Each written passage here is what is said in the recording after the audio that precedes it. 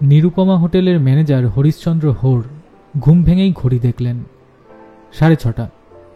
তিনি ধর্মার করে বিছানায় উঠে বসলেন। আজ বেজায় দেরি হয়ে গেছে। তিনি ডাকলেন, গুণধর। তকমা উর্দি পরা সর্দার খানসামা গুণধর এসে দাঁড়াল।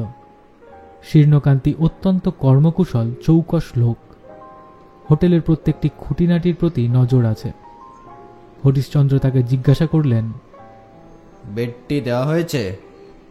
আগে তেতলা সবাই জানিয়েছেন, কেবল দোতলার ওই 2 নম্বর ঘরে টোকা দিয়ে সারা পেলাম না। দোতলার 2 নম্বর? রাজকুমার বাবু, 15 মিনিট পরে আবার টোকা দিও। বাজারে কে গেছে?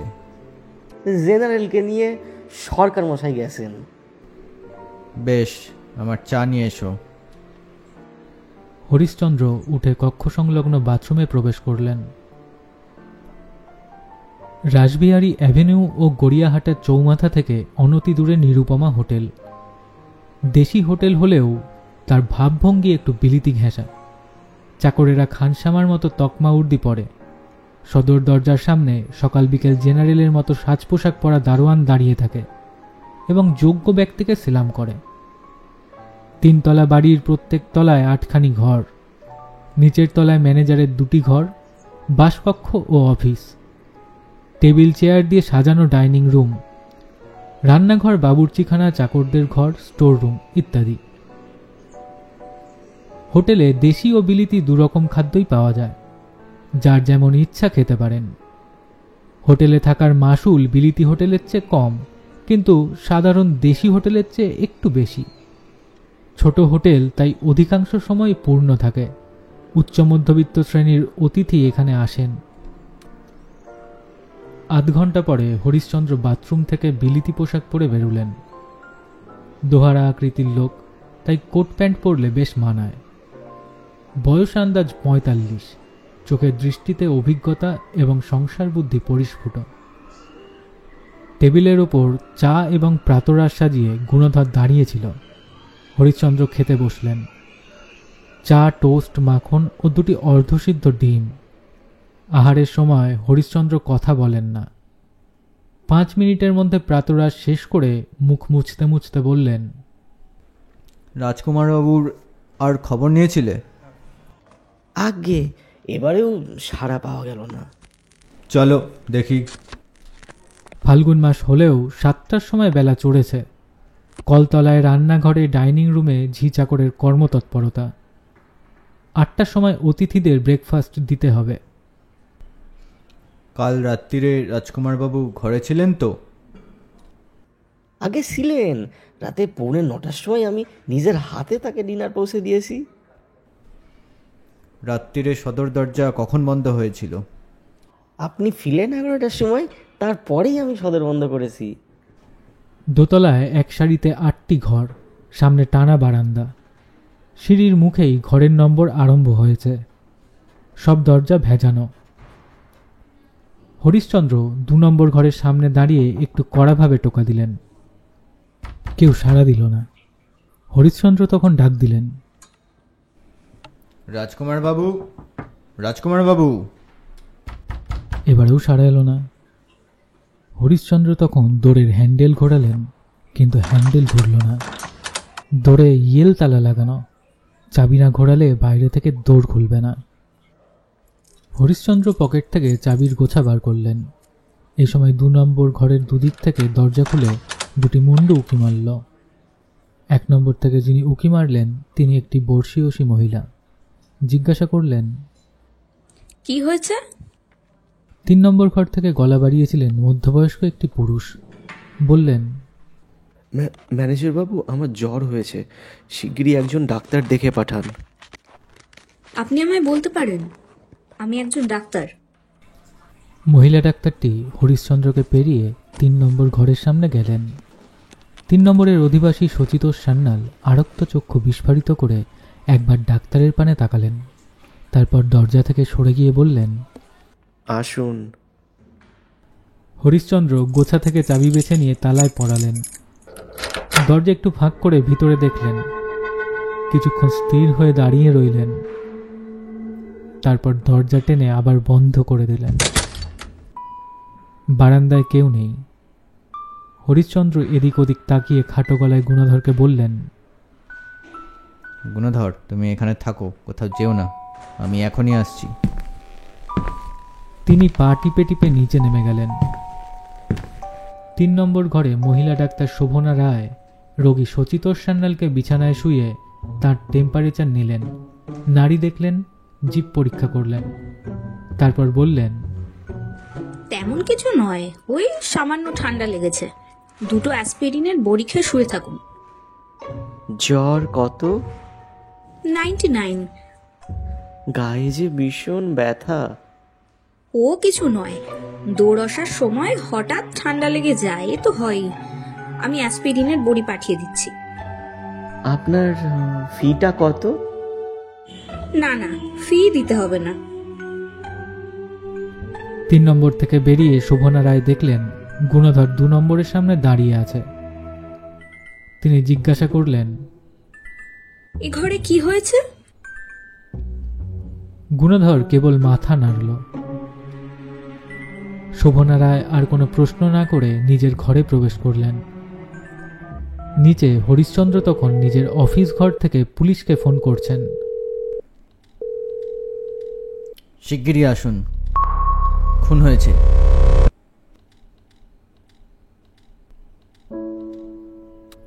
গতরাত্রে ইন্সপেক্টর রাখাল সরকারের বাড়িতে সত্যান্বেষী ব্যোমকেশের নেমন্তন্ন ছিল। সরকার মশাই দক্ষিণ কলকাতার একটি থানার অধিকারী, থানাদার। ব্যোমকেশরা যখন কেয়াতলায় জমি কিনে বাড়ি তৈরি করতে আরম্ভ করেছিল তখন তার সঙ্গে পরিচয় হয়েছিল। পরিচয়ক্রমে বন্ধুত্বে পরিণত হল। সরকার মশাই পুলিশ হলেও অত্যন্ত মিশুক এবং সহৃদয় ব্যক্তি। বয়সে ব্যোমকেশের চেয়ে কিছু ছোট, তাই বন্ধুত্বের সঙ্গে অনেকখানি সম্ভ্রম মেশানো ছিল।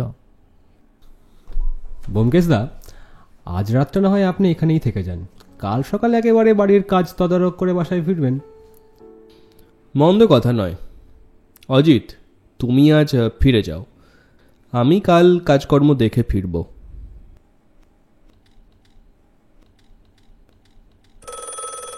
পরদিন সকাল 7:45টার সময় ব্যোমকেশ চা জল খাবার খেয়ে বেরুবার উপক্রম করছে, এমন সময় টেলিফোন বেজে উঠল। রাখালবাবু ফোন ধরে কিছুক্ষণ নিবিষ্ট মনে শুনলেন, 2-1টা কথা বললেন, তারপর ফোন রেখে দিয়ে ব্যোমকেশকে বললেন, থানা থেকে বলছিল আমার এলাকার একটা হোটেলে খুন হয়েছে, বেশ রহস্যময় ব্যাপার মনে হচ্ছে, আপনি যাবেন আমার সঙ্গে? রহস্যময় খুন? নিশ্চয়ই যাব। ইন্সপেক্টর রাখাল সরকার ব্যোমকেশকে নিয়ে যখন নিরুপমা হোটেলে পৌঁছলেন তখন থানা থেকে 2জন সাব ইন্সপেক্টর সাঙ্গপাঙ্গ নিয়ে এসে হোটেল দখল করেছে। সদর দরজায় একজন কনস্টেবল দাঁড়িয়ে আছে। হোটেলের লোককে হোটেলে রাখা হয়েছে, বাইরের লোককে বাইরে। রাখালবাবু হরিশ্চন্দ্রের অফিসে প্রবেশ করে দেখলেন পুলিশের ডাক্তার কালো ব্যাগ নিয়ে অপেক্ষা করছেন। এই যে ডাক্তার এসে গেছেন দেখছি। আচ্ছা, আপনি হোটেলের ম্যানেজার? আজ্ঞে হ্যাঁ। আপনি লাশ আবিষ্কার করেছেন? হ্যাঁ। ইন্সপেক্টর সরকার এবং ব্যোমকেশ বক্সী পাশাপাশি চেয়ারে বসলেন। বেশ বেশ, আপনি কি জানেন সংক্ষেপে বলুন তো। আজ সকাল থেকে যা যা ঘটেছিল হরিশ্চন্দ্র বললেন। শুনে রাখালবাবু ব্যোমকেশের দিকে তাকালেন। ব্যোমকেশ একটু ঘাড় নাড়ল। রাখালবাবু তখন উঠে দাঁড়িয়ে বললেন, আপনি ঠিক কাজই করেছেন। চলুন ডাক্তার, এবার লাশটা পরিদর্শন করা যাক। হরিশ্চন্দ্র আগে আগে সিঁড়ি দিয়ে দোতলায় চললেন, তার পিছনে রাখালবাবু, ব্যোমকেশ ও ডাক্তার। দোতলায় 2 নম্বর ঘরের সামনে গুণধরের বদলে একজন কনস্টেবল দাঁড়িয়ে আছে। হরিশ্চন্দ্র চাবি দিয়ে ঘর খুলে দিলেন। তখন ঘরের ভিতরটি দেখা গেল। ঠিক দরজার সামনে মেঝের ওপর একটি পুরুষের মৃতদেহ ডান দিকে কাত হয়ে পড়ে আছে, পরনে লুঙ্গি এবং গেঞ্জি। মুখখানা দেখে চমকে উঠতে হয়। কেউ যেন ধারালো ছুরি দিয়ে মুখখানাকে ফালা ফালা করে কেটেছে, তারপর অত্যন্ত অযত্ন ভরে আবার জোড়া দিয়েছে। কাটা দাগগুলো তাজা নয়, অনেক দিনের পুরনো। শুকনো ক্ষতের দাগ মুখখানাকে কদাকার করে দিয়েছে। মৃত্যুর কারণ কিন্তু অন্যত্র। গেঞ্জির বুকের ওপর খানিকটা রক্ত শুকিয়ে আছে। দূরের কাছ থেকে কিছুক্ষণ মৃতদেহ পরিদর্শন করে রাখালবাবু বললেন, ডাক্তার, আপনি আগে লাশটা পরীক্ষা করুন। আপনার কাজ হয়ে গেলে আমরা ঘরে ঢুকবো। ডাক্তার ঘরে প্রবেশ করলেন। বাকি তিনজন লাশের দিকে একদৃষ্টে তাকিয়ে দাঁড়িয়ে রইলেন। ব্যোমকেশ একবার আর চোখে হরিশ্চন্দ্রের মুখের পানে তাকালো, কিন্তু সেখানে ভয়ার্থী ছাড়া আর কিছুই দেখতে পেল না। কি ব্যাপার বলুন দেখি আপনাদের? আমাকে এক্ষুনি বেরোতে হবে, কিন্তু পুলিশ বেরোতে দিচ্ছে না। মানেটা কি? আপনি কে? ইনি 1 নম্বর ঘরে থাকেন, ডক্টর মিসেস শোভনা রায়। দেখুন, এই ঘরে কাল রাত্রে এক ভদ্রলোক খুন হয়েছেন। এই হোটেলে যারা আছেন সকলকেই আমাদের জেরা করতে হবে। জেরা করবার আগে কাউকেই বাইরে যেতে দিতে পারি না, কিন্তু আপনি নিশ্চিন্ত থাকুন, সকলের আগে আমি আপনাকেই জেরা করে ছেড়ে দেবো। খুন হয়েছে আমার পাশের ঘরে? কখন? কে করেছে? তা এখনো জানা যায়নি। আপনি নিজের ঘরে গিয়ে বসুন, আমরা এখনই আসছি। মহিলাটি একটু ইতস্তত করলেন, একবার 2 নম্বর ঘরের দিকে উঁকি মারলেন, তারপর নিজের ঘরে গিয়ে দরজা ভেজিয়ে দিলেন।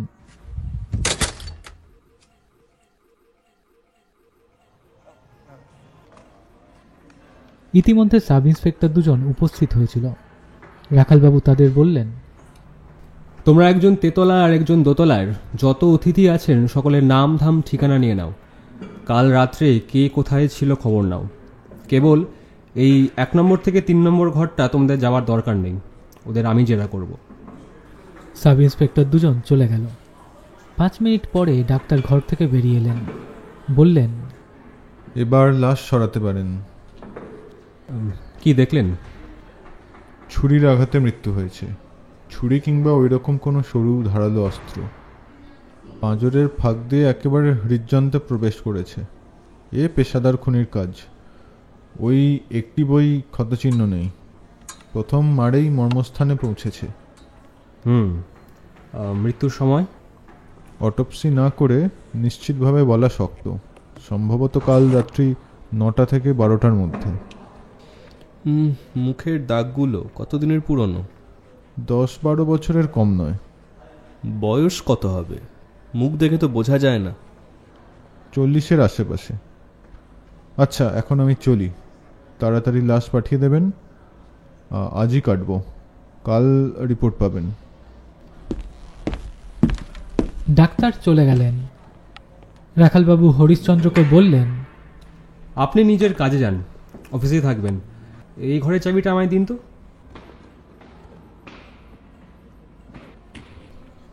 আধ ঘন্টা পরে লাশ চালান করে দিয়ে রাখালবাবু ব্যোমকেশের পানে তাকালেন, অর্থাৎ অতকিম। ব্যোমকেশ 1 নম্বর ঘরের দিকে আঙুল দেখালো। মহিলাটির সওয়াল জবাব আগে সেরে নিন। মহিলা এবং ডাক্তারের অধিকার আগে। ঠিক ঠিক, ওকে ছেড়ে দিয়ে তারপর ওই ঘরটা দেখা যাবে। আসুন আসুন। 1 নম্বরের দৌড়ে টোকা দিতেই দৌড় খুলে গেল। মহিলাটির মুখ অপ্রসন্ন। তত শিগগির পারেন আমায় ছেড়ে দিন দারোগা বাবু, আমার কাজের ক্ষতি হচ্ছে তো। 2-4টে প্রশ্ন করেই আপনাকে ছেড়ে দেব। আপনার পুরো নাম? মিসেস শোভনা রায়। বয়স? 49। স্বামীর নাম? স্বর্গীয় রামরতন রায়। আপনি তো ডাক্তার, কোথায় ডাক্তারি করেন? বহরমপুরে। কলকাতায় এসেছেন কেন? দেখুন, আমি একজন গাইনোকোলজিস্ট, প্রধানত স্ত্রীরোগের চিকিৎসা করি। সেবা সদনের সঙ্গে আমার যোগাযোগ আছে, তাই মাঝে মাঝে আসি। কলকাতায় আপনার আত্মীয় স্বজন কেউ নেই? আমার কোথাও কেউ নেই। ছেলেপুলে? না, একটা মেয়ে ছিল, অনেকদিন হলো মারা গেছে। মিসেস রায়ের মুখ ক্ষণেকের জন্য কঠিন হয়ে উঠল, তারপর আবার স্বাভাবিক হলো। মহিলাটির মুখখানি সুশ্রী নয়, কঠিন হলে আরো কুশ্রী দেখায়। কলকাতায় যখন আসেন এখানেই ওঠেন? ওই আর কি, এখানে উঠলে সুবিধে হয়। এবার কবে এসেছেন? পরশু। কাল রাত্রে পাশের ঘরে রাজকুমার বসু নামে এক ভদ্রলোক খুন হয়েছেন, তাকে আপনি চিনতেন? না, কখনো নামই শুনিনি। আগে কখনো দেখেননি? পাশাপাশি ঘরে ছিলেন তাই জিজ্ঞাসা করছি আর কি। না, ও মুখ দেখলে ঠিক মনে থাকতো। কাল রাত্রি 8টার পর আপনি কোথায় ছিলেন? 8টার সময় আমি সেবা সদন থেকে ফিরে আসি। ঘরে এসে হাত মুখ ধুয়ে কাপড় চোপড় বদলে নিচে ডাইনিং রুমে খেতে গেলুম। 9টার আগেই ঘরে ফিরে এলুম। তারপর আর ঘর থেকে বেরোয়নি। রাত্রে কিছু জানতে পেরেছিলেন? আমি ঠিক 9:15টার সময় শুয়ে পড়েছিলাম, কিন্তু বারবার কেন জানি না ঘুমের বিঘ্ন হচ্ছিল। হয়তো পাশের ঘরের শব্দেই চটকাটা ভেঙে যাচ্ছিল। পাশের ঘরে শব্দ হচ্ছিল? ঘরে শব্দ হচ্ছিল কিনা ঠিক শুনতে পাইনি, কিন্তু ঘরের দরজা যে বারবার খুলছিল আর বন্ধ হচ্ছিল সেটা বেশ বোঝা যাচ্ছিল। রাত্রি তখন কত? ঘড়ি তো দেখিনি, এই আন্দাজ 9:30 থেকে 10টার মধ্যে। আপনি কিছু করলেন? কি করব? হোটেলে অনেক এরকম অবিবেচক লোক আসে, পরের সুবিধা অসুবিধা তারা বোঝে না। আজ সকালে কখন জানতে পারলেন? ফোন হয়েছে আপনার কাছেই জানলাম। ভোরবেলা চাকর বেডটি দিয়ে গেল। তারপর আমি তৈরি হয়ে বেরোতে যাচ্ছি, নিচে ব্রেকফাস্ট খেয়ে কাজে যাব। এমন সময় পাশের ঘরে দৌড় ঠেলাঠেলি চেঁচামেচি শুনতে পেলাম। বেরিয়ে দেখলাম ম্যানেজার। জিজ্ঞেস করলাম কি হয়েছে, সে কিছুই বলল না। তারপর 3 নম্বর ঘরে গেলাম। 3 নম্বর ঘরে কেন গেলেন? 3 নম্বরের ভদ্রলোকটির শরীর খারাপ হয়েছে, ডাক্তার খুঁজছিলেন, তাই তাকে দেখতে গিয়েছিলাম আর কি। তাকে আগে থেকে চিনতেন বুঝি? হ্যাঁ, দেখেছি, কিন্তু চেনা পরিচয় কিছু ছিল না। তার নামও জানি না। ও, কি হয়েছে ভদ্রলোকের? তেমন কিছু না, এই ঠান্ডা লেগে সামান্য জ্বর হয়েছে। রাখালবাবু ব্যোমকেশের পানে তাকালেন। ব্যোমকেশ মাথা নেড়ে জানালো আর কোনো প্রশ্ন নেই। রাখালবাবু শোভনা রায়কে বললেন, আপাতত আর কোনো প্রশ্ন নেই, আপনি কাজে যেতে পারেন, কিন্তু না জানিয়ে কলকাতা ছাড়বেন না। শোভনা রায়ের মুখ বিরক্ত হয়ে উঠল। তিনি উত্তর না দিয়ে ব্যাগ হাতে উঠে দাঁড়ালেন। 2 নম্বর ঘরের দরজা খুলতে খুলতে রাখালবাবু বললেন, মহিলাটির মেজাজ একটু কড়া, ভয় পাননি। বোধহয় পুলিশের কার্যকলাপের সঙ্গে পরিচয় আছে, ডাক্তার তো। যাই হোক, আসুন দেখা যাক ঘরের মধ্যে আততায়ী কোনো চিহ্ন রেখে গেছে কিনা। কনস্টেবল হাজরা, তুমি নিচে গিয়ে হেড অফিসে ফোন করো যেন ফিঙ্গারপ্রিন্ট এক্সপার্টদের পাঠানো হয়। কনস্টেবল স্যালুট করে চলে গেল। রাখালবাবু ব্যোমকেশকে নিয়ে ঘরে ঢুকে দৌড় ভেজিয়ে দিলেন। ঘরটি আয়তনে 10 ফুট বাই 12 ফুট। একটি 1 হাড়া লোহার খাট, ছোট টেবিল এবং চেয়ার, দেয়ালে আয়না লাগানো। তার পাশে কাপড় রাখার আলনা, মাথার ওপর ফ্যান। দুজনে ঘরের মাঝখানে দাঁড়িয়ে চারদিকে দৃষ্টি ফেরালেন। বিছানাটা দেখেছেন? দেখেছি, বিছানা এবং আলনা 2 দ্রষ্টব্য। বিছানা দেখে মনে হয় কাল রাত্রে রাজকুমার বসু বিছানায় শুয়েছিল। চাদর একটু কুঁচকে আছে, বালিশের উপর মাথার দাগ। আলনায় একটি কোঁচানো ধুতি ও পাঞ্জাবি টাঙানো রয়েছে। কি মনে হচ্ছে? মনে হচ্ছে কাল রাত্রে রাজকুমার বসু কাপড় পাঞ্জাবি ছেড়ে লুঙ্গি আর গেঞ্জি পরে শুয়েছিল। তারপর এক সময় দৌড়ে টোকা পড়ল। রাজকুমার বিছানা থেকে উঠে যেই দৌড় খুলল, আততায়ী অমনি বাইরে থেকে তার বুকে ছুরি মারল। রাজকুমার পড়ে গেল, আর উঠল না। আততায়ী দরজা টেনে বন্ধ করে চলে গেল। আমার বিশ্বাস আততায়ী ঘরে ঢোকেনি। ফিঙ্গারপ্রিন্ট এক্সপার্ট রাজকুমার ছাড়া আর কারুর আঙুলের ছাপ ঘরের মধ্যে পাবে না। দৌড়ের হাতলে আততায়ীর আঙুলের ছাপ হয়তো ছিল, কিন্তু এখন আর পাওয়া যাবে না। তার উপর আরো অনেক আঙুলের ছাপ পড়েছে। তা বটে, তবু অধিকন্ত ন দশায়। আসুন, ঘরটা তল্লাশ করে দেখা যাক। আপনি তল্লাশ করুন, আমি কোনো জিনিসে হাত দেব না, তাতে আঙুলের ছাপ বেড়ে যাবে। বেশ, আপনি তাহলে দাঁড়িয়ে তদারক করুন। রাখালবাবু বিধিবদ্ধভাবে তল্লাশ আরম্ভ করলেন। টেবিলের দেরাজ, পাঞ্জাবির পকেট, বিছানার তোশকের নিচে সর্বত্র অনুসন্ধান করলেন, কিন্তু কিছু পেলেন না। অবশেষে খাটের তলা থেকে তিনি একটা সুটকেস টেনে বার করলেন। মৃতের এই একটিমাত্র মাল ঘরে আছে, আর কিছু নেই। সুটকেসের গায়ে চাবি লাগানো ছিল। রাখালবাবু ডালা তুললেন। দেখা গেল 2 সেট জামাকাপড় রয়েছে। কাপড়ের নিচে এক গোছা 10 টাকার নোট আর একটি ডায়েরির আকারের ছোট বাঁধানো খাতা। খাতাটি সরিয়ে রেখে রাখালবাবু প্রথমে 10 টাকার নোটগুলি গুনলেন। 120খানা নোট, অর্থাৎ ঠিক 1200 টাকা। তিনি নোটগুলি নিজের পকেটে রাখতে রাখতে বললেন, দেখা যাচ্ছে যে খুন করেছে তার টাকার লোভ নেই। তিনি খাতাটি তুলে নিলেন। খাতার নাম পৃষ্ঠায় নাম লেখা রয়েছে, সুকান্ত সোম। রাখালবাবু ব্যোমকেশের পানে তাকালেন। রাজকুমার নামটা তাহলে মেকি, কিন্তু সুকান্ত সোম যেন কোথায় শুনেছি। মাথার মধ্যে একটা ঘন্টি বাজছে। আপনি শোনেননি? মনে পড়ছে না। রাখালবাবু খাতার পাতা উল্টাতে লাগলেন। প্রত্যেক পাতার মাথায় একটি শহরের নাম, যেমন কাশী, কলকাতা, কটক। শহরের নিচে কয়েকটি নাম ও ঠিকানা, সম্ভব স্থলে টেলিফোন নম্বর। কলকাতার পাতায় 4টি নাম লেখা আছে। প্রায় প্রত্যেক নামের পাশে একটি টাকার অঙ্ক। দেখুন যদি কিছু হদিশ পান। আমার সন্দেহ হচ্ছে লোকটার পেশা ছিল ব্ল্যাকমেল করা। অন্য পেশা কি সম্ভব? যেমন ধরুন এই বিমার দালাল। অসম্ভব বলছি না, কিন্তু বিমার দালালকে কেউ খুন করে না, তারা ছদ্মনামেও ঘুরে বেড়ায় না। তাহলে আপনি মনে করেন রাজকুমার বসু যাদের ব্ল্যাকমেল করছিল তাদের মধ্যে কেউ একজন তাকে খুন করেছে? কলকাতার ফিরিস্তিতে যাদের নাম আছে তাদের সওয়াল করলে কতকটা আন্দাজ করা যাবে। চলুন এবার 3 নম্বর মক্কেলের সঙ্গে দেখা করা যাক।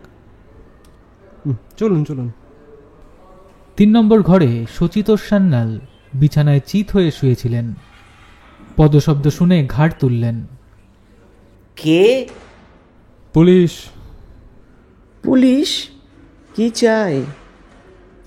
2 নম্বরে যিনি ছিলেন কাল রাতে তিনি খুন হয়েছেন। খুন হয়েছে?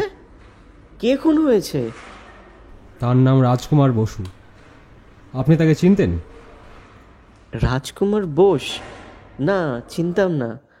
কে খুন করেছে? তা জানা যায়নি। আপনার নাম কি? সচিতোষ সান্যাল। নিবাস? ভাগলপুর। আমার শরীর খারাপ, ডাক্তার আমাকে শুয়ে থাকতে বলেছে। কোন ডাক্তার? মেয়ে ডাক্তার। ঠান্ডা লেগেছে, তাই অ্যাসপিরিনের বড়ি খেয়ে শুয়ে থাকতে বলল। আচ্ছা, মেয়েরা কি ভালো ডাক্তার হয়? হতে বাধা নেই। ঠান্ডা লাগালেন কি করে? কাল সন্ধ্যের পর একটু বেরিয়েছিলাম, গায়ে আলো আনছিল না, তাই ঠান্ডা লেগে গেছে। রাত্রিরে ঘর থেকে বেরোননি?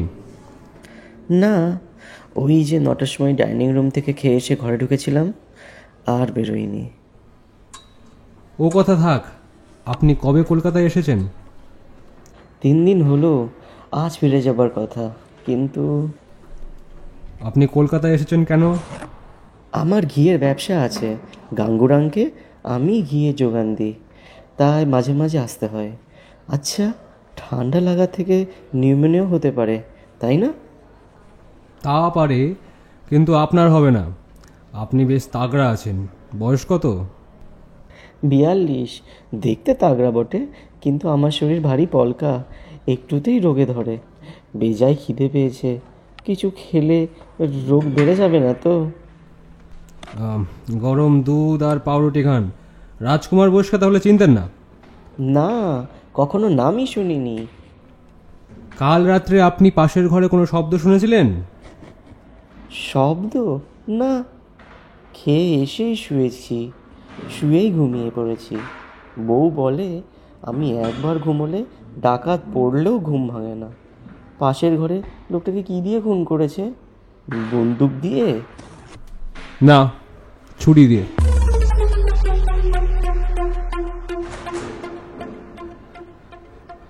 আচ্ছা, আপনি কিন্তু পুলিশকে খবর না দিয়ে কলকাতা ছেড়ে যাবেন না। চলুন ব্যোমকেশ দা। নিচে অফিস ঘরে হরিশচন্দ্র জবুথবুভাবে বসেছিলেন। ব্যোমকেশদের দেখে উঠে দাঁড়ালেন, কুণ্ঠিতভাবে প্রশ্ন করলেন, কি হলো? রাখালবাবু প্রশ্নের উত্তর না দিয়ে বললেন, এবার আপনাদের, অর্থাৎ এই হোটেল স্টাফেদের এজাহার নেব। আপনাকে দিয়ে আরম্ভ করি, বসুন। তিনজনে বসলেন।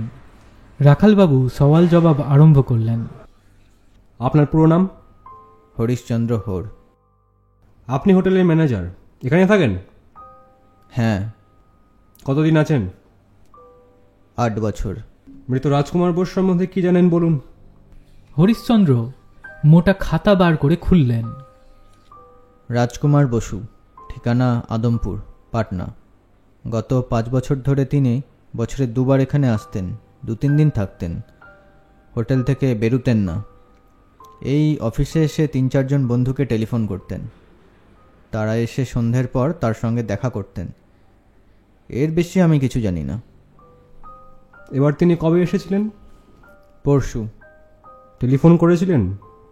পরশু রাত্রে এলেন, সে রাত্রে টেলিফোন করেননি, কাল সকালে করেছিলেন। রাজকুমারবাবু যখন আসতেন ওই 2 নম্বর ঘরেই থাকতেন?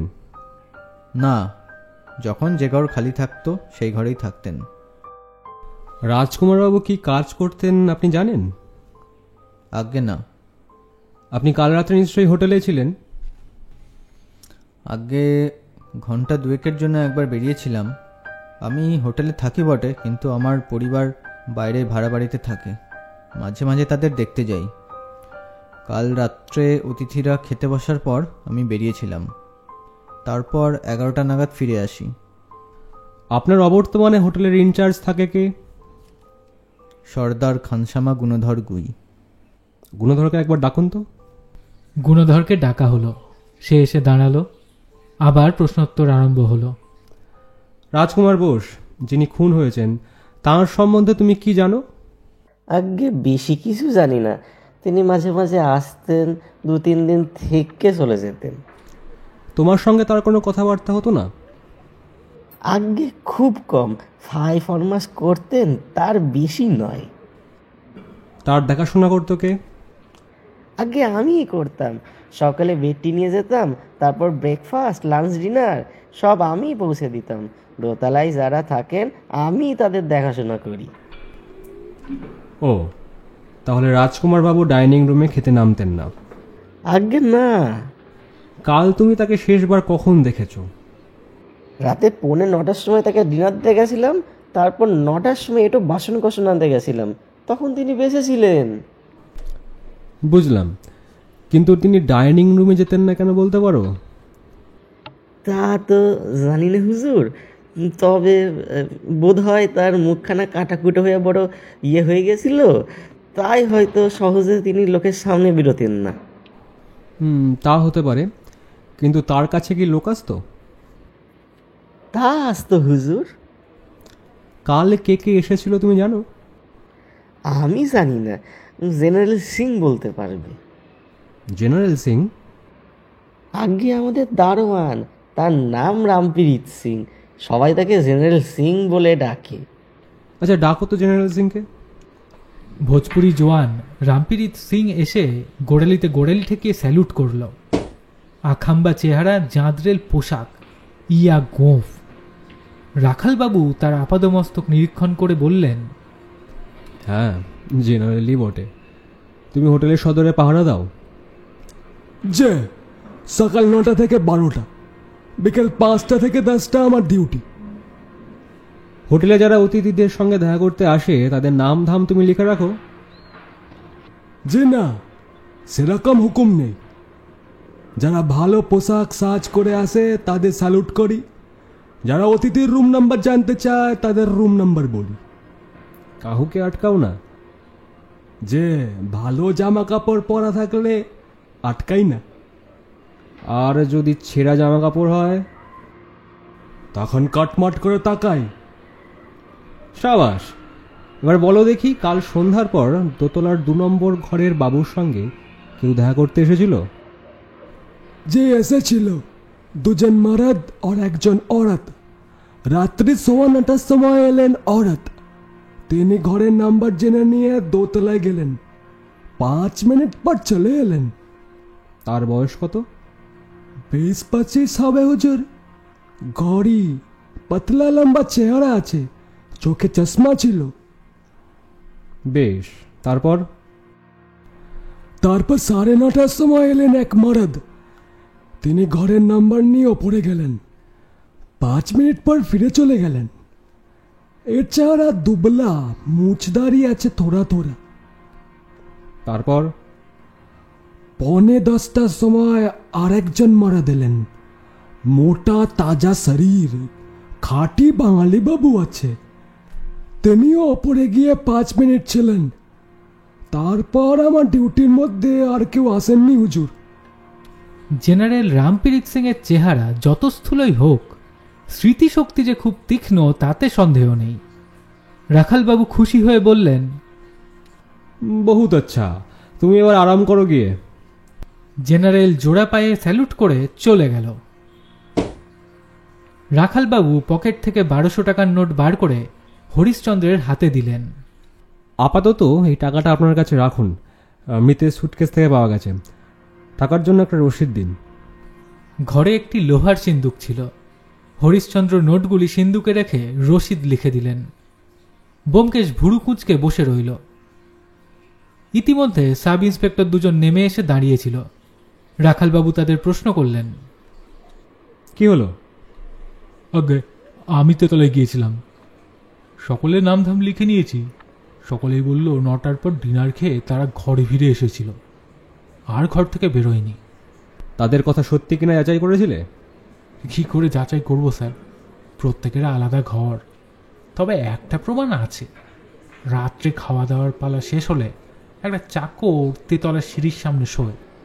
তাকে ডিঙিয়ে সিঁড়ি দিয়ে নামা সম্ভব নয়।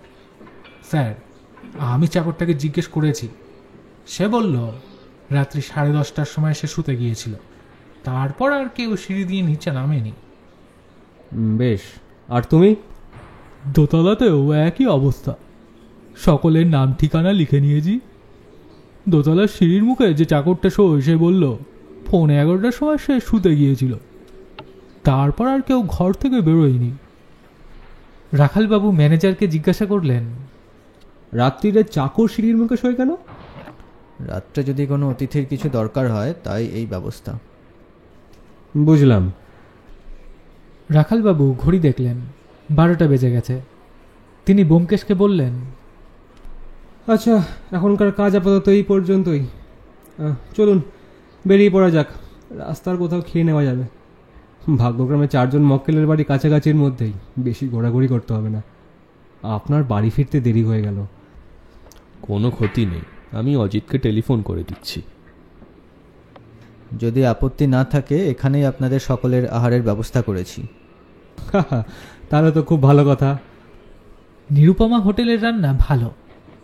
মধ্যাহ্ন ভোজন দেশি ও বিলাতি মতে সমাধা করে পুলিশের দল ডাইনিং রুম থেকে বেরুলেন, সঙ্গে ব্যোমকেশ।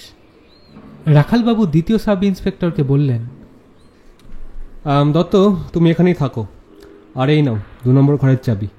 ফিঙ্গারপ্রিন্টের দল এখনই আসবে, তাদের ঘর খুলে দিও, আর আমি ঘোষকে নিয়ে বেরোবো। আসুন ব্যোমকেশদা। 3 জনে ফুটপাথে গিয়ে দাঁড়ালেন। রাখালবাবু পকেট থেকে খাতা বার করে বললেন, এ সময় কাউকে বাড়িতে পাবো কিনা বলা যায় না। যা হোক, চলুন আগে জগবন্ধু পাত্রকে দেখা যাক। লোকটিকে অদ্রকুলোদ্ভব মনে হচ্ছে। একটা ট্যাক্সি ধরে 3 জনে উঠে বসলেন। ট্যাক্সি জগবন্ধু পাত্রের ঠিকানা লক্ষ্য করে ছুটল। ব্যোমকেশদা, আজ আপনি এমন চুপচাপ কেন? কিছু বলছেন না?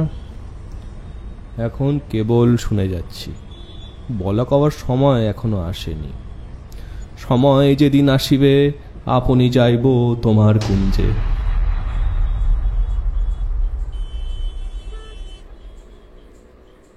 জগবন্ধু থাকেন একটি তেতলা বাড়ির নিচের ফ্ল্যাটে। রাখালবাবু কড়া নাড়লেন। একটি লোক দৌড় খুলে দাঁড়ালো। ছাঁটা দাড়ি, কোল কুঁজো ধরনের চেহারা, বয়স আন্দাজ 40। আপনার নাম জগবন্ধু পাত্র? হ্যাঁ, কি দরকার? নিরুপমা হোটেলে রাজকুমার বসু নামে এক ব্যক্তি খুন হয়েছেন।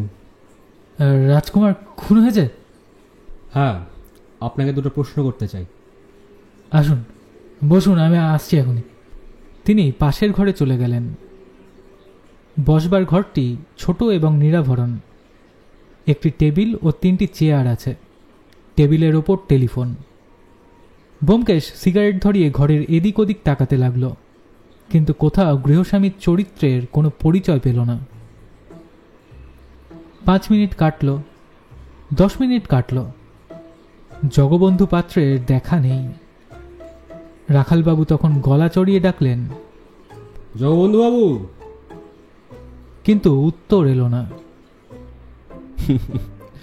মনে হচ্ছে জগবন্ধু পাত্র গৃহত্যাগ করেছেন। পালিয়েছে। এসো ঘোষ, বাড়ির ভেতরটা দেখা যাক। আসুন ব্যোমকেশ দা। ব্যোমকেশ কিন্তু গেল না। ঘোষকে নিয়ে রাখালবাবু ভেতরে গেলেন। দেখলেন কেউ নেই, খিড়কির দৌড় খোলা। রাখালবাবু ফিরে এসে বললেন, পাখি উড়ে গেছে। ব্যোমকেশ ইতিমধ্যে টেবিলের দেরাজ খুলে একটা বাঁধানো খাতা বার করেছিল। তার পাতা উল্টাতে উল্টাতে বলল, লোকটা বোধ হয় ঘোড়দৌড়ের টাউট ছিল। তাই নাকি? কিন্তু পালালো কেন? নিশ্চয়ই গুরুতর গলদ আছে। শুধু ঘোড়দৌড় হলে পালাতো না। রাখালবাবু থানায় ফোন করলেন, পলাতকের বর্ণনা দিলেন, আরও লোক ডেকে পাঠালেন।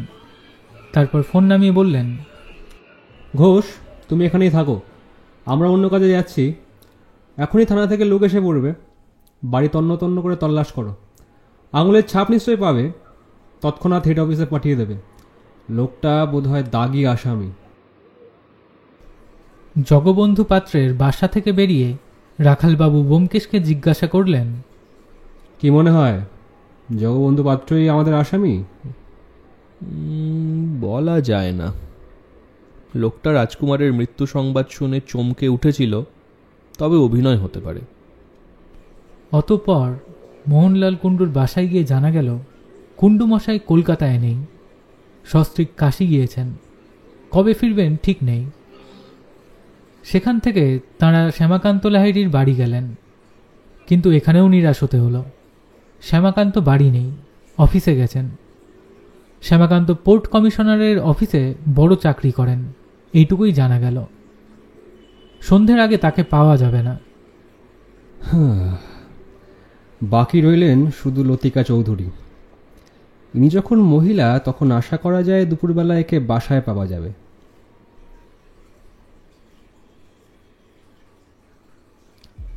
শ্রীমতী চৌধুরী স্বতন্ত্র বাড়িতে থাকেন, ফ্ল্যাট নয়। ছোটখাটো বাড়িটি বেশ পরিচ্ছন্ন। সামনে এক ফালি ফুলের বাগান। ঘণ্টি বাজাতেই একটি চশমা পরা মহিলা দৌড় খুলে দিলেন। কাকে চাই? কর্তা বাড়ি নেই। তারপরই তার চকিত দৃষ্টি পড়ল রাখালবাবুর ইউনিফর্মের উপর। জেনারেল রামপিরিত যে বর্ণনা দিয়েছিল, মহিলাটির সঙ্গে তার মিল আছে। তবে বয়স 20-25 নয়, আরও বেশি। 30-32 বছর বয়সেও কিন্তু ছিমছাম গড়ন এবং সুশ্রী মুখ থেকে যৌবনের রেশ সম্পূর্ণ মুছে যায়নি। আপনার নাম শ্রীমতী লতিকা চৌধুরী? হ্যাঁ, কি দরকার? আপনাকে 2-4টে প্রশ্ন করতে চাই। আমি পুলিশের লোক। আসুন। বসবার ঘরটি পরিপাটিভাবে সাজানো। নিচু চেয়ার, সোফা, সেন্টারপিস। দেয়ালে একটি মধ্যবয়স্ক পুরুষের আবক্ষ ফটোগ্রাফ টাঙানো রয়েছে। মুখখানা কঠোর, চোখের নির্মম দৃষ্টি দর্শককে সর্বত্র অনুসরণ করে বেড়াচ্ছে। এ ঘরে থাকলে ওই সন্ধানী দৃষ্টি এড়িয়ে যাবার উপায় নেই। ব্যোমকেশ ও রাখালবাবু পাশাপাশি সোফায় বসলেন। শ্রীমতী চৌধুরী একটি চেয়ারের কিনারায় বসে ভয়ার্ত চোখে তাদের পানে চাইলেন। আপনার স্বামীর নাম কি? তারাকুমার চৌধুরী। কি কাজ করেন? ইঞ্জিনিয়ার, রেলের ইঞ্জিনিয়ার। ছেলেপুলে? নেই, আমরা নিঃসন্তান।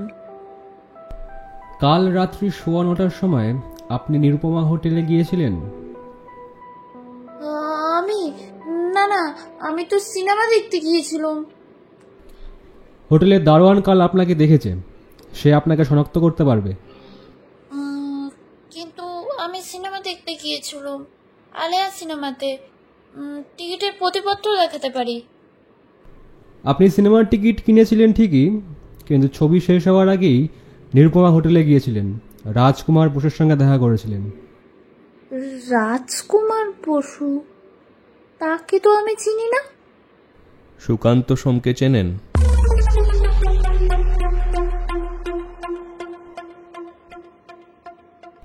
শ্রীমতী চৌধুরী জালবদ্ধা হরিণীর মতো ব্যোমকেশের পানে চাইলেন, তারপর দুহাতে মুখ ঢেকে কেঁদে উঠলেন।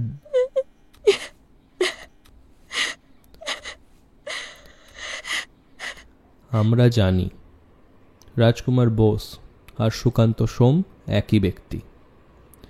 সে আপনাকে ব্ল্যাকমেল করছিল। কাল রাত্রি 9:15টার সময় সিনেমা ফেরত আপনি তাকে টাকা দিতে গিয়েছিলেন। এখন বাকি কথা সব বলুন, আপনার কোনো ভয় নেই।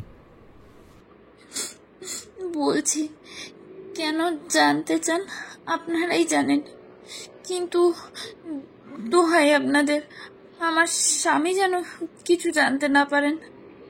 ব্যোমকেশ দেয়ালের ছবির দিকে আঙুল দেখিয়ে বলল, ইনি আপনার স্বামী?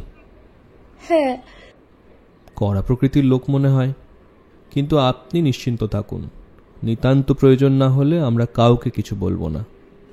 তারপর মিসেস চৌধুরী লজ্জানত চোখে দ্বিধাজড়িত কণ্ঠে যে কাহিনী বললেন তার সারাংশ এই। 12-13 বছর আগে শ্রীমতী চৌধুরী যখন কুমারী ছিলেন, তখন তার প্রকৃতি ছিল অন্যরকম। তিনি নিজেকে সংস্কার মুক্তা, অতি আধুনিকা মনে করতেন। বাপের বাড়িতে টাকা ছিল বেশি, শাসন ছিল কম। লতিকা চক্রবর্তী বন্ধু বান্ধবীর সঙ্গে হৈ হৈ করে সিনেমা থিয়েটার দেখে সময় কাটাতেন। সে সময় চিত্রজগতে সুকান্ত সোম নামে একজন হিরো ছিল, যেমন তার চেহারা তেমনি অভিনয়। লতিকা চক্রবর্তী তার প্রেমে পড়ে গেলেন। সাধারণ প্রেম নয়, একেবারে বাঁধন ছাড়া প্রেম। তিনি সুকান্ত কুমারকে প্রবল অনুরাগপূর্ণ চিঠি লিখতে আরম্ভ করলেন। তারপর লুকিয়ে লুকিয়ে দেখা হতে লাগলো। লতিকা সুকান্তকে বিয়ে করবার জন্য ক্ষেপে উঠেছিলেন, কিন্তু একদিন জানতে পারলেন সুকান্তর ঘরে একটি স্ত্রী আছে। তার প্রেমে ভাটা পড়ল। তার বাবা বোধহয় কিছু সন্দেহ করেছিলেন, তিনি তাড়াতাড়ি মেয়ের বিয়ে দিয়ে দিলেন। তারপর বছর 2 কাটল। লতিকা দেবীর স্বামী লোকটি অতিশয় সজ্জন, কিন্তু যৌন শিথিলতা সম্বন্ধে তার দৃষ্টিভঙ্গি অত্যন্ত কড়া। বিয়ের পর লতিকা চৌধুরীর রোমাঞ্চের নেশা ছুটে গিয়েছিল।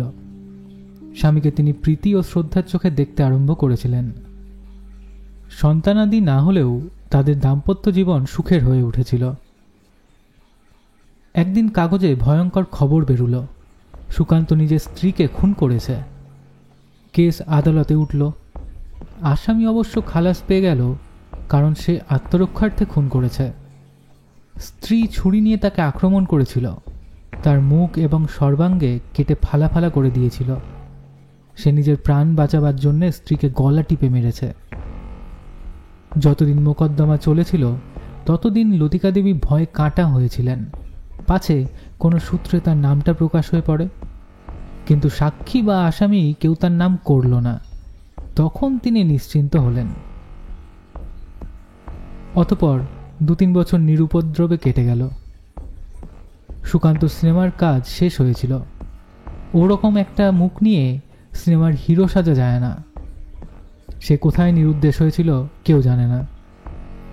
হঠাৎ একদিন সুকান্ত তার বিভৎস মুখ নিয়ে লতিকা দেবীর সঙ্গে দেখা করল। আমার টাকার দরকার, তোমাকে দিতে হবে। বেশি না, ওই 6 মাস অন্তর অন্তর 300 টাকা।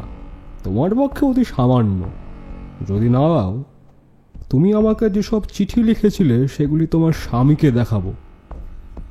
সেই থেকে শ্রীমতী চৌধুরী 6 মাস অন্তর 300 টাকা গুনছেন। 6 মাসে 300 টাকা তার গায়ে লাগে না, কিন্তু সদাই ভয় পাছে স্বামী জানতে পারেন। কাল রাত্রে তিনি টাকা দিতে নিরুপমা হোটেলে গিয়েছিলেন।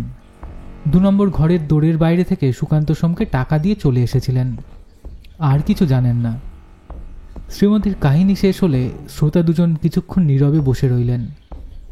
তারপর ব্যোমকেশ নিঃশ্বাস ফেলে উঠে দাঁড়ালো। আচ্ছা, আজ আমরা যাই। ও, একটা সুখবর দিয়ে যাই।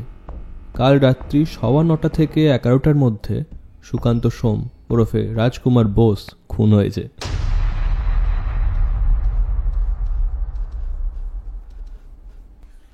বাড়ি থেকে বেরিয়ে দুজনে ফুটপাথে এসে দাঁড়ালেন। রাখালবাবু বললেন, শ্রীমতীর আত্মকথা তো শুনলাম, কিন্তু খুনের হদিশ পাওয়া গেল না। একেবারে কিছুই পাওয়া যায়নি এমন কথা বলা যায় না। আর যতগুলো লোকের এজাহার শুনেছি তাদের মধ্যে একজন একটা বেফাস কথা বলেছিল, কিন্তু কে বলেছিল মনে করতে পারছি না। কি বেফাস কথা? সেইটাই মনে আসছে না। অনেক কথার মধ্যে ওই কথাটা মগ্ন চৈতন্যে ডুব মেরেছে। রাখালবাবু ঘড়ি দেখলেন, প্রায় 3টে বাজে। বললেন, আমি এখন থানায় ফিরব, আর আপনি? আমি একবার নতুন বাড়ির কাজকর্ম তদারক করে বাসায় ফিরব। কাল সকালে আবার দেখা হবে। ইতিমধ্যে যদি নতুন খবর কিছু পান দয়া করে টেলিফোন করবেন।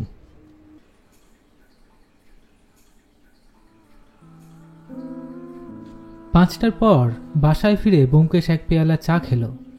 তারপর সিগারেট ধরিয়ে তক্তপোষের ওপর লম্বা হলো। অজিত বাড়ি নেই, 4:30টার সময় দোকানে গেছে। ব্যোমকেশ একলা একলা চোখ বুজে শুয়ে সিগারেট টানতে লাগলো। 6:30টার সময় সে ধর্মড়িয়ে উঠে বসল। সত্যবতী কি একটা কাজে ঘরে এসেছিল। চমকে উঠে বলল, কি হলো? মনে পড়েছে। কি মনে পড়লো? কাছে এসো, কানে কানে বলছি। কানে কানে কথা শুনে সত্যবতী হাসি মুখে ব্যোমকেশের বাহুতে একটি ছোট্ট চড় মারল। ব্যোমকেশ উঠে দাঁড়িয়ে বলল, আমাকে একবার বেরোতে হবে। আবার বেরোবে? কোথায় যাবে? কালকেতু খবরের কাগজের অফিসে 10 বছর পুরনো কাগজের ফাইল দেখতে হবে। ফিরতে নিশ্চয়ই রাত করবে। জল খাবার খেয়ে যাও। দরকার নেই, পেটে নিরুপমা হোটেলের গদ আছে।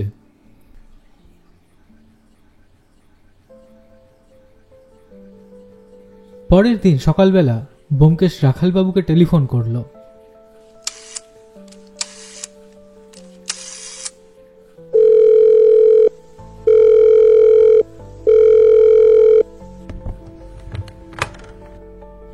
তাজা খবর কিছু আছে নাকি?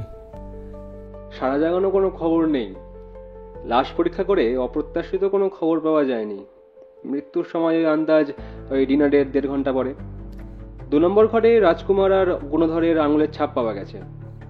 শ্যামাকান্ত লাহিড়ীর বাসায় আবার গিয়েছিলাম। সে পরিষ্কার অস্বীকার করলো, বলল নিরুপমা হোটেলে যায়নি। জেনারেল রামপ্রীত সিং কিন্তু তাকে শনাক্ত করেছে। শ্যামাকান্তকে অ্যারেস্ট করিনি, কিন্তু তার পেছনে লেজুর লাগিয়েছি। তারপর জগবন্ধু পাত্রের আসল নাম জানা গিয়েছে, ভগবান মহান্তি, দাগি আসামি। মেদিনীপুরে একটা স্ত্রীলোককে খুন করে 14 বছর জেলে গিয়েছিল। তারপর জেল ভেঙে পালায়। কলকাতায় এসে ছদ্মনামের ঘোর দৌড়ের দালালি করছিল। আর কিছু? হ্যাঁ, লতিকা দেবীর স্বামী তারাকুমার চৌধুরী সম্বন্ধে খোঁজ খবর নিয়ে জানলাম তিনি সে রাত্রে 11টার পর বাড়ি ফিরেছিলেন, কিন্তু এতক্ষণ কোথায় ছিলেন তা জানা যাচ্ছে না। জানার দরকার নেই। হোটেলের খবর কি? হোটেলের অতিথিরা বড় অস্থির হয়ে উঠেছেন। ভাবছি কাল বিকেলে তাদের ছেড়ে দেব। আপনি কিছু পেলেন? পেয়েছি। আমি এখনই নিরুপমা হোটেলে যাচ্ছি আপনিও আসুন।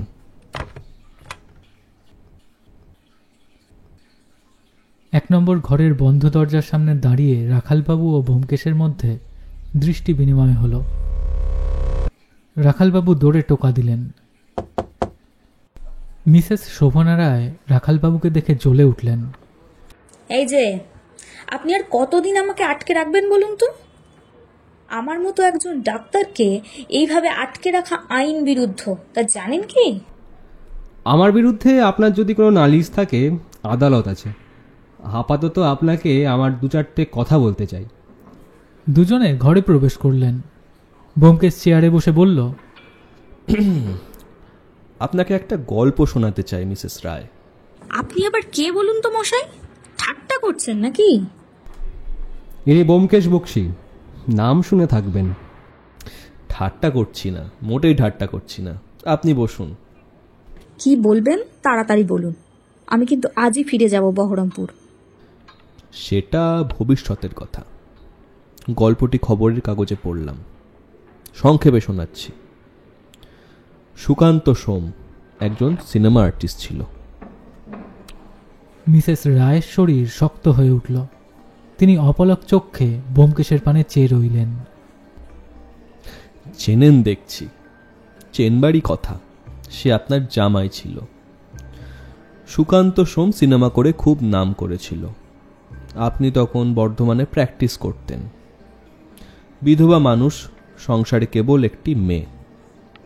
বর্ধমানে সুকান্তের যাওয়া আসা ছিল। সে একদিন আপনার মেয়েটিকে ভুলিয়ে নিয়ে ইলোপ করল। সুকান্ত আপনার মেয়েকে লোভ দেখিয়েছিল তাকে সিনেমার হিরোইন করবে। আপনি সুকান্তকে পছন্দ করতেন না, তাই ইলোপমেন্ট। একসঙ্গে কিছুদিন বাস করার পর দুজনের প্রকৃত চরিত্র প্রকাশ হয়ে পড়ল। দুজনেরই মিলিটারি মেজাজ। ঝগড়া আরম্ভ হলো। ঝগড়ার প্রধান কারণ, সুকান্ত আপনার মেয়েকে হিরোইন বানাতে পারেনি। একদিন ঝগড়া চরমে উঠল। আপনার মেয়ে ছুরি দিয়ে সুকান্তর মুখ কেটে ফালা ফালা করে দিল। সুকান্ত নিজের প্রাণ বাঁচাবার তাগিদে আপনার মেয়েকে গলা টিপে খুন করল। খুনের আসামি সুকান্ত 3 মাস পুলিশের হাসপাতালে রইল। সেখান থেকে তাকে যখন বিচারের জন্য আদালতে হাজির করা হলো, তখন তার বিভৎস মুখ দেখে জজ সাহেব পর্যন্ত চমকে গেলেন। জেলের হাসপাতালে প্লাস্টিক সার্জারির ব্যবস্থা নেই। সুকান্তর মুখের ঘা শুকিয়েছে বটে, কিন্তু সিনেমার হিরোর পাঠ করার মতো মুখ আর নেই। বিচার হলো। আপনি সুকান্তের বিরুদ্ধে সাক্ষী ছিলেন মিসেস রায়, কিন্তু তাকে ফাঁসি কাঠে ঝোলাতে পারলেন না। তার হাতে অস্ত্র ছিল না, আপনার মেয়ের হাতে অস্ত্র ছিল। আত্মরক্ষার অজুহাতে সুকান্ত ছাড়া পেয়ে গেল।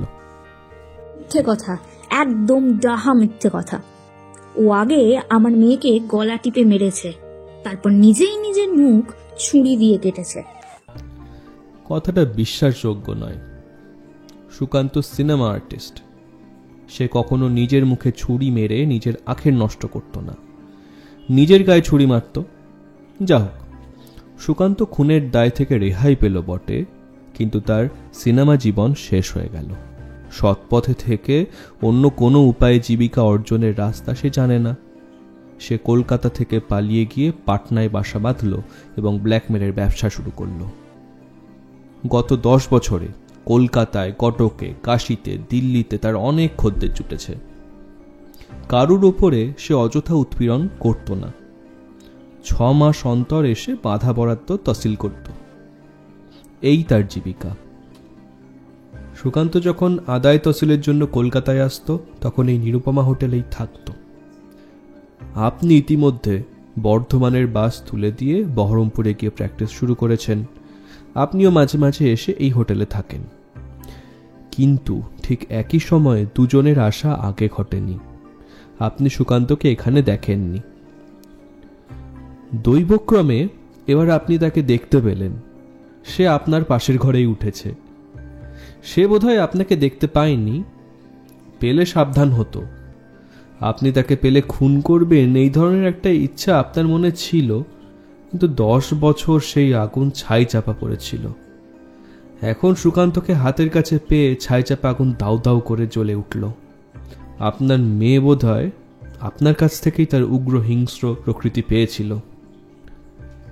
সে রাত্রে ডিনার খেয়ে এসে আপনি নিজের ঘরে অপেক্ষা করে রইলেন। কিভাবে তাকে খুন করবেন তার প্ল্যান ঠিক করে ফেলেছেন। এখন শুধু শুভ মুহূর্তের অপেক্ষা।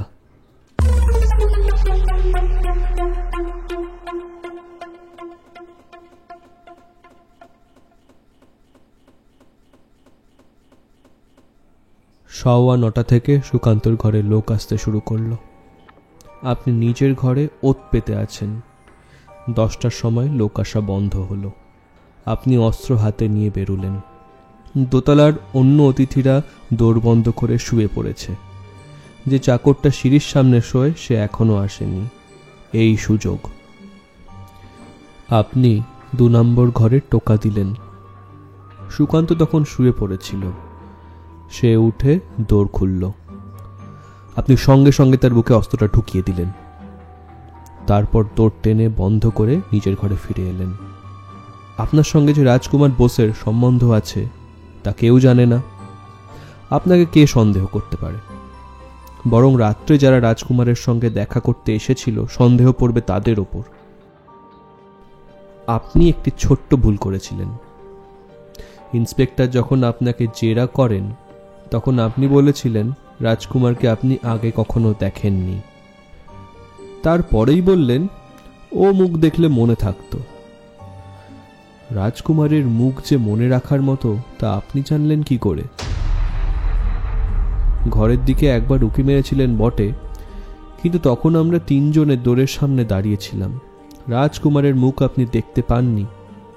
এই বেফাস কথাটি যদি আপনি না বলতেন তাহলে 10 বছরের পুরনো খবরের কাগজের ফাইল দেখার কথা আমার মনে আসতো না। মিথ্যে কথা। সুকান্ত আমার মেয়েকে খুন করেছিল, কিন্তু আমি তো তাকে খুন করিনি। কি দিয়ে খুন করব? আমার কাছে কি ছোঁড়াছুড়ি আছে? আছে, এই ব্যাগের মধ্যেই আছে। নেই, এই দেখুন। ব্যাগ খুলে ক্ষিপ্র হস্তে তার ভিতর থেকে তিনি একটি কাঁচি বার করলেন। লম্বা লিকলিকে সার্জিক্যাল কাঁচি। তার 2টো ফলা আলাদা করা যায়। মিসেস রায় কাঁচির একটা ফলা খুলে নিয়ে নিজের বুকে বসিয়ে দিতে গেলেন, কিন্তু রাখালবাবু প্রস্তুত ছিলেন।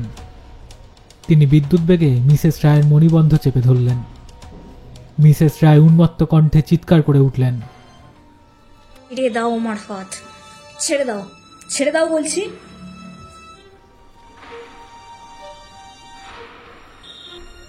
যাক, অস্ত্রটাও পাওয়া গেছে। ওটা না পেলে মুশকিল হতো।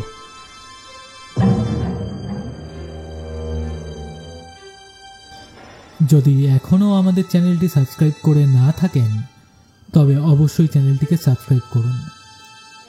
আপনারা এতক্ষণ শুনলেন শরদিন্দু বন্দ্যোপাধ্যায় রচিত সত্যান্বেষী ব্যোমকেশের গল্প রুম নম্বর 2।